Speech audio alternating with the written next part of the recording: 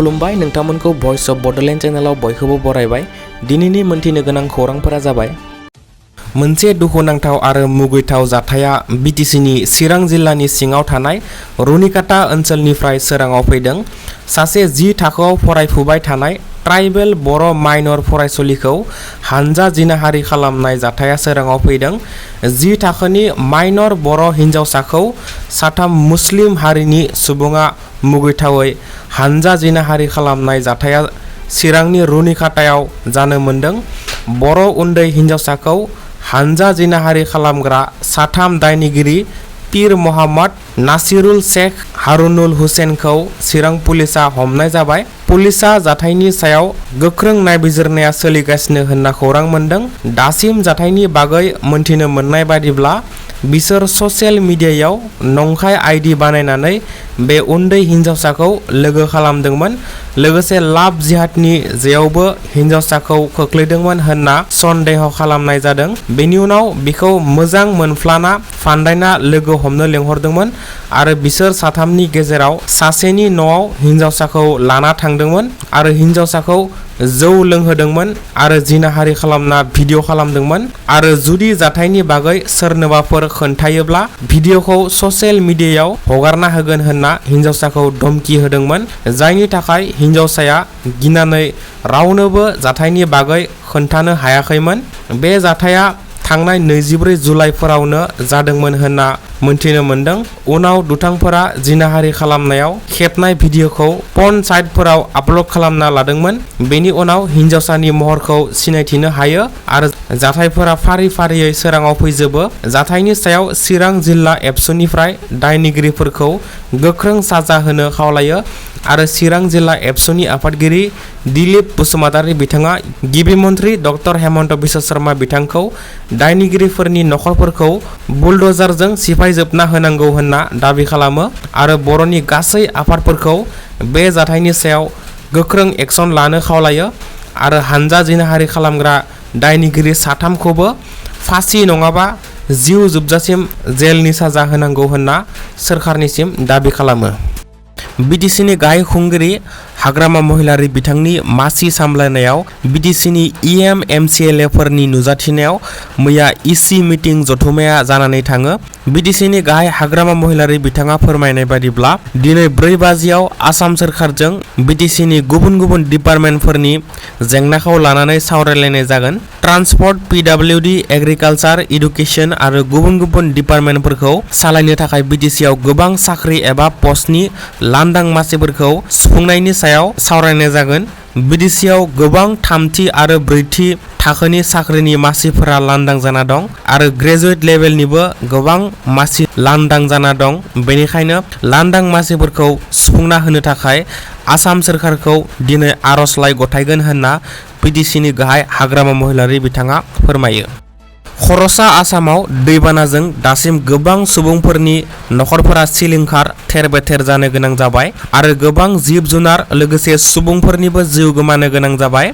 बेनिखायनो एबसुनिफ्राय सिलिंखार जाजानाय नखरफोरखौ मदद खालामनो थाखाय मिशन होम रेस्किउ एन्ड रेस्ट'र हाबाफारि लानाय जादों। बेनिनो मैया 2थि साना जानानै थाङो। एबसुनिफ्राय आफादगिरि खोरोमदाव औवारिजों लोगोसे 150निबो बांसिन मावथि हानजाया शिबसागर जिल्लायाव दैबानाजों खहा जाजानाय नखरफोरखौ मदद खालामनाय हाबाफारिया दासान्दि सोलिगासिनो दं। मिस पपुलार चेलेन्जआव पिंकी बसुमतारीनो भटनि गोनांथि जादों।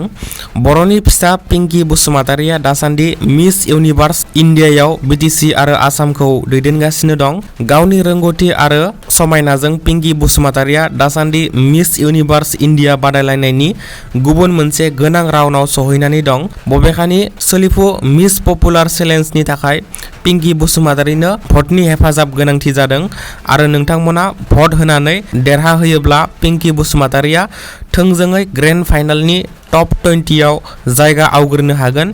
नोंथांमोना भटखौ मिस इउनिभार्स इन्डिया पेजआव हाबनानै पिंकी बसुमतारीखौ सायख'ना लाइक एबा कमेन्ट खालामनो हागोन। बिमल पान मसालानि एडआव फाव खालामनायनि थाखाय मुंदांखा फावखुंगुर शाहरुख खान, अजय देवगन आरो टाइगार श्रफ बिसोर बलिउड एक्टरफोरा जेंनायाव गोग्लैनांगौ जानानै फैदों। महाराष्ट्रनि फुड एन्ड ड्राग एडमिनिस्ट्रेशन एबा सुंदयै FDA आ बिसोर साथाम एक्टरखौ गुबुन गुबुन एडभार्टाइजिं फोसावथायनि खामानि मावनायाव बेन खालामनो थाखाय FDA एबा कमिशनारखौ खावलायदों। FDA आ कमिशनार तुकाराम मुंढेनि सिङाव बेफोरबादि गाज्रि फेग्रा मुवाफोरनि एडभार्टाइजमेन्ट एबा फोसावथायखौ दाननो थाखाय आरो शाहरुख खान, अजय देवगन आरो टाइगार श्रफ बिसोर साथाम फावखुंगुरखौ 19 साननि गेजेरावनो हमनो थाखाय नटिस हरनाय जायो। आयेन बेरेखा हाग्रा ओनसोलखौ दानस्रांनानै दखल खालामना न' लुनानै थाग्राफोरनि बेरेखा आसाम सोरखारा गोख्रों एक्सन लानायखौ नुनो मोन्दों। गलाघाट जिल्ला आसाम नागालेण्ड सीमा मेरापानियाव गासै गं 59 नखरफोरखौ जिल्ला खुंथाय आरो हाग्रा बिफाना इभिक्सन खालामना सिलिंखार खालामना होनाय जादों। हाग्रा बिफाना बे मेरापानियाव गिबियाव गासै 205 नखरफोरखौ इभिक्सन खालामदोंमोन, नाथाय 59 नखरा इभिक्सननि बेरेखा गुवाहाटी हाई कर्टसिम थांदोंमोन, जायनि थाखाय इभिक्सना थाबथादोंमोन आरो उनाव सुप्रिम कर्टआवबो थांदोंमोन, नाथाय इभिक्सन खालामजानाय नखरफोरा कर्टनिफ्राय जेबो मदद मोनासै। सुप्रिम कर्टआ आसाम सोरखारनिफ्राय जानानै थिरांथा लायो आरो इभिक्सननि गनायथि मोननानै आद्रा थानाय नखरफोरखौ इभिक्सन खालामनो हाबाफारि लाफिनो आरो 18 आगस्तसिम गासै नखरफोरखौ खालि खालामजोबनो आरो जायगानिफ्राय गोजान जानो खावलायो। गुवाहाटी ओनसोलनि थागिबि रायजो राजाफोरनि थाखाय सांग्रांथियारि खौरां। भारतारि बोथोर बिगियान आयगनि सिङाव थानाय जायगायारि बोथोर बिगियान आयगा फैगौ 17 आगस्तसिमहालागै गुवाहाटी ओनसोलाव गोबां अखा, बारहुंखा आरो सार अन्थाइ फैगोननि बोथोरारि सांग्रांथियारि खौरां फोसावना होदों। बेनिखायनो गावबा गावनि अफिस खामानि बायदिफोराव थाङोब्ला एसे सांग्रांथि थानो थाखाय बयखौबो खावलायहरदों। लोगोसे गोजाम लामा हान्थिनायनिफ्राय जेसेबां हायो गोजानाव थाथ'नो थाखाय गुवाहाटी ओनसोलनि रायजो राजाफोरखौ बोथोर बिगियान आयगा खावलायहरदों। गुटखा आरो पान मसाला जानानै मोजां मोनग्राफोरनि थाखाय गाज्रि खौरां। बिमल पान मसाला, राजनिगन्धा, कमला पसन्द बायदि जाग्रा मुवा बेसादफोरखौ बेन खालामना होबाय कर्नाटकानि कंग्रेस सरकारा। आथिखालाव बेफोरबादि फेग्रा मुवा बेसाद जाग्रा बेसादफोरा लाइमोनफोरखौ गाज्रि लामाजों लांनायखौ नोजोर होनानै कर्नाटकानि कंग्रेस सोरखारा बे थिरांथाखौ लाबाय आरो गुटखा आरो पान मसालाफोरबादि फेग्रा मुवा जाग्रा बेसादफोरखौ कर्नाटका रायजोआव बेन खालामना होनाय जाबाय। भारत सोरखारा बन्दे मातारम आबुं सं मेथाइखौ भारतनि गासैबो फसंथानफोर आरो सोलोंथाइ फसंथानफोराव खनथारनांगौनि गनायथि होनायखौ नागालेण्ड बाप्टिस्ट चार्च काउन्सिलआ हेंथा खालामनायखौ नुनो मोन्दों। लोगोसे नागा स्टुडेन्ट फेडारेशनाबो बन्दे मातारम आबुं हारिमायारि सं मेथाइखौ खननो बादा खालामनायखौ नुनो मोन्दों। लोगोसे बेनि अनगायैबो मिज'राम रायजोनि माखासे खृष्टान धोरोमनि फरायसाफोरा भारतनि हारिमायारि सं मेथाइ बन्दे मातारम आबुं सं मेथाइखौ खननायखौ हेंथा होदों। बिथांमोननि बादिब्ला बन्दे मातारम मेथाइया हिन्दु धोरोमजों सोमोन्दो गोनां सं मेथाइ, जायनि थाखाय बेफोर बन्दे मातारम मेथाइखौ बिसोर खननो हाया होनना फोरमायदों आरो खननो बादा होनायखौ नुनो मोन्दों। नोंथाङा मोनथिगौ ना सनातनी ब्राह्मणफोरा मोसौ हासुदैखौ लोङो होननानै? थिग बेबादिनो मोसौ हासुदैखौ सनातनी ब्राह्मणफोरा धोरोमारि हाबाफारियाव बाहायनायनि अनगायैबो आबादनि थाखायबो गोथां मुवा महरै बाहायनो आरो रासायनारि दिहुनथायखौ सोलायनो थाखाय उत्तर प्रदेश रायजोनि गिबि मन्थ्रि योगी आदित्यनाथ बिथाङा रायजोआव मोसौ हासुदैखौ बुथुमनो थाखाय मोनसे हाबाफारि जागायदों।